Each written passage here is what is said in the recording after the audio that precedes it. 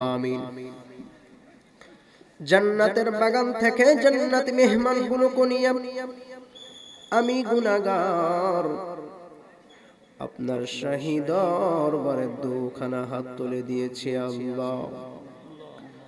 দরদি আল্লাহ, কঠিন মুসিবতের হাসরের ময়দানে আপনি যখন জব্বার আর কাহার নামে রূপ নিয়ে বিচার শুরু করিবেন, সমস্ত নবীরা ইয়া নফসি বলে কাঁদতে থাকবে।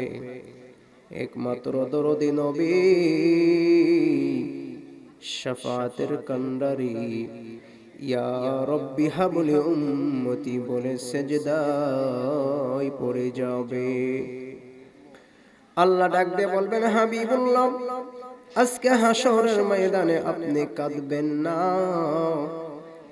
আপনাকে পাওয়ার জন্যে আমার বেহেশতগুলো কাঁদতেছে।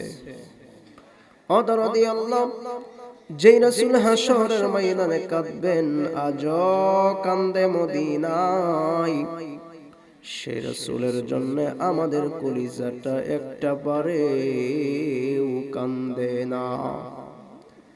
দরদি আল্লাহ, আজকের এই মাহফিলের উসিলায় কঠিন মুসিবতের হাসরের ময়দানে আমাদের সবাইকে রাসূলের খাতি উম্মতের কাতারে দাঁড়ানোর তৌফিক দান করিও।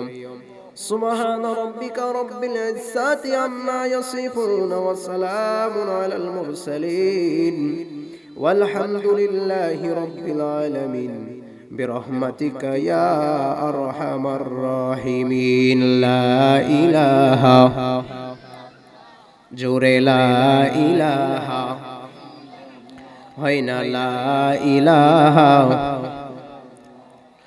লা ইলাহা, লা ইলাহা। দিন দরদি মুসলমান জাতি আয় রে ছুটে আয়, এ মাহফিলে ফুটছে গোলাপ দেখবি যদি আয়। দিন দরদি মুসলমান জাতি আয় রে ছুটে আয়, এ মাহফিলে ফুটছে গোলাপ দেখবি যদি আয়। এত জান্নাতের বাগান, কত মুমিন ছুটে এসে মধু করে প্রাণ। আল্লাহু আকবার বলেন। এত জান্নাতের বাগান,